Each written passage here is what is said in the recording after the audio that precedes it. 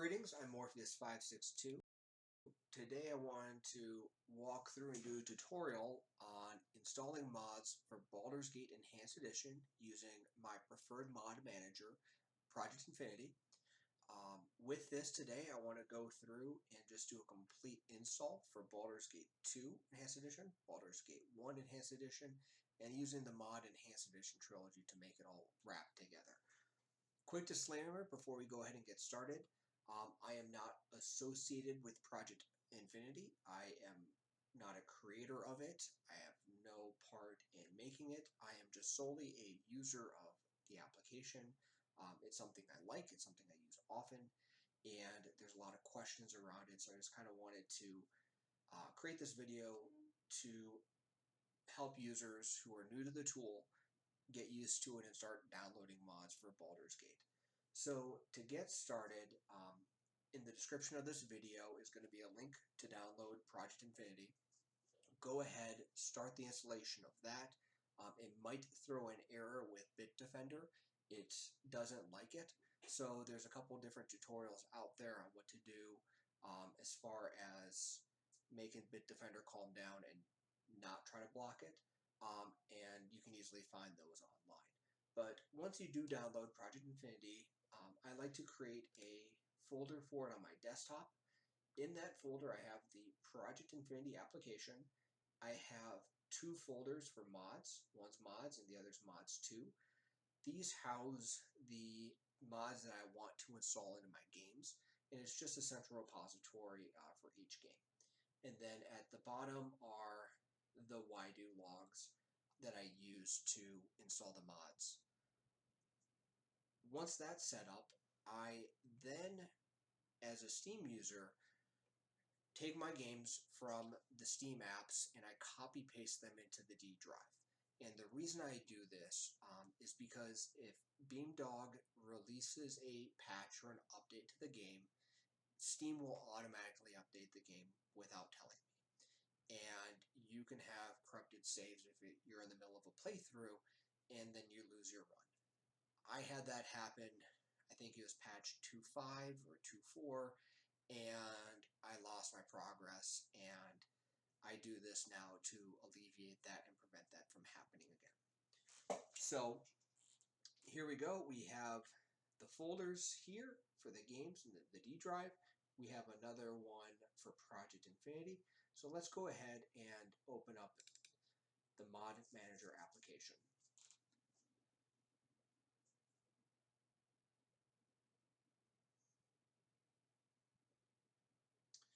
So here we go. This is the Project Infinity application. So the first thing that I do is I go to the settings here at the top and I input the destination files for my games.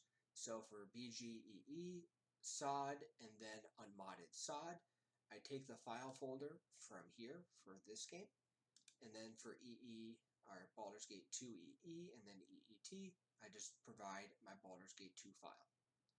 So once I have that uploaded, I go ahead and click OK. And now what I'm going to want to do is go out and get the why-do logs that I'm going to do my installs from. So I will provide the link to this page as well in the description, but this is a repository I created of user-submitted mods, or user-submitted why-do logs. And basically, the purpose of this is to have a central repository of why-do logs that users submit that allows other users to see what mod install orders are present, what compatibility or what is compatible with one another. And I just wanted a good central repository that people can go out to for reference, because a lot of questions are, what mod should I install? What order do they need to be in? Here it is. Here's a bunch of them for you to use. With that note, it is incumbent on the person who chooses to download these to know that it does work and that there is no conflict. So make sure that the mods are up to date, that the install logs are current, and then, it really is incumbent on that person to also be familiar with this tool that we're going over. So once that's out of the way, we're just going to go down and use the logs that I submitted. So I have my pre-EET and then my EET. So this will be installed into SOD and this will be installed into EET. So what I'm going to do is go into each of these, open it up, and I'll just literally do a copy and paste. And that'll go into these logs here. I've already done it. It matches. And then once I do it for that, I'll then go into the EET, copy, paste, and that goes into here. And that way we have logs that we can access within the Project Infinity application. Once we have those logs downloaded, we'll now need to go through these and see what mods that we wish to install. Because all this is, at the end of the day, is just a list of mods and components that we're going to install in the order that they're going to be installed in. We need to actually download these and put these mods into our mods and mods 2 folder. So here for the mods 2 or the mods folder, you can see I have the different mods and then I have the executables below. And this is all you need for Project Infinity to grab and start the installs. So how do I get those? Well, there's a couple different ways we can go ahead and get those mods. So to start off, I'm going to make sure that I'm in the right game. So we're going to start off with SOD and move it to SOD. And then for this, where the mods are housed, we're going to move it over to mods. Now this is set up for SOD. And to do an EET install, I need to install SOD first. Then EET does its magic and combines the two together. So we have this set up. We then go into mods here at the top, and you can see these are basically just a bunch of different sites that house mods for Baldur's Gate. And I'll just need to go through and find the mods that I want and install them. So here, let's say I want to go to Giverlings 3, and let's say, I'm not very familiar with this one, but Anishai. This was updated last year. Here's a brief description. If I wanted to install this, I just need to click download mod. It's then going to go ahead and move it into that folder for me. This is how I generally like to install most mods because it grabs the most current one that's out there and it's easy. But it doesn't house all mods. So there's going to be some that you're going to have to go out and find yourself. And in those cases, you're just going to have to download them manually and extract them into the respective files over here. And really, in all of this modding and doing the installs for these mods, this is the biggest time sink for me because I have to go through and download these manually. And this is just the biggest time that I have to spend on this entire part. The rest is just hands off. You don't really need to be too involved with it. Here it's pretty active. So let's say we go through, we already have all the mods I want here. This is pointed to the correct folder. I have the correct game pointed to. Now it's time to actually import that why-do log. So I'm going to go ahead and click import why-do log, go to Project Infinity, and then I'm going to go to the BGEE why-do log. And I'm going to open that. And what it's going to do is it's going to go through all the mods in that log and ensure that they're compatible with one another and that I actually have the mods present in the folder so it can actually pull from and install it. So here I can see a list of all the mods I want to install with SOD, and to me it looks complete. This is what I want to do for this first part. So I'm going to go ahead and click Start Installation.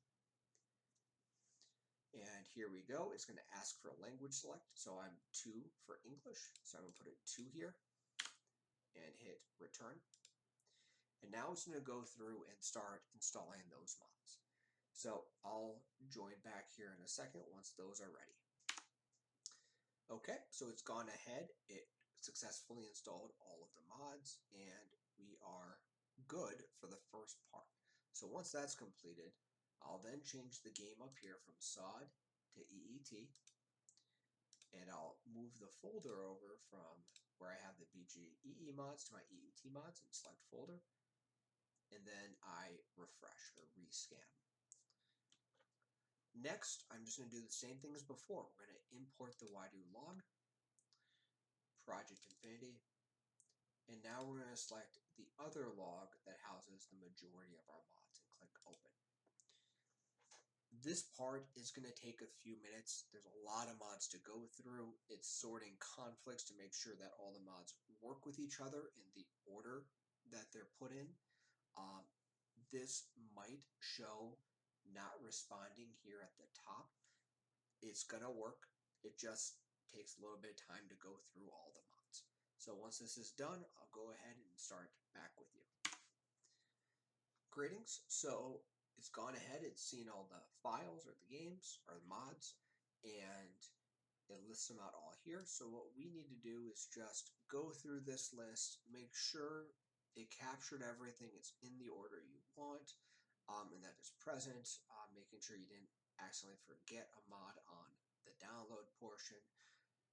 So once this is, you go through this and it looks good, you can go ahead and then click this Start Installation. So what this is going to do right now, you can see it shows not responding, and this is normal. So it's pulling the files from my mods 2 folder here,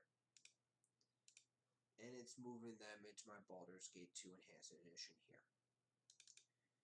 And you can see it's 39 files,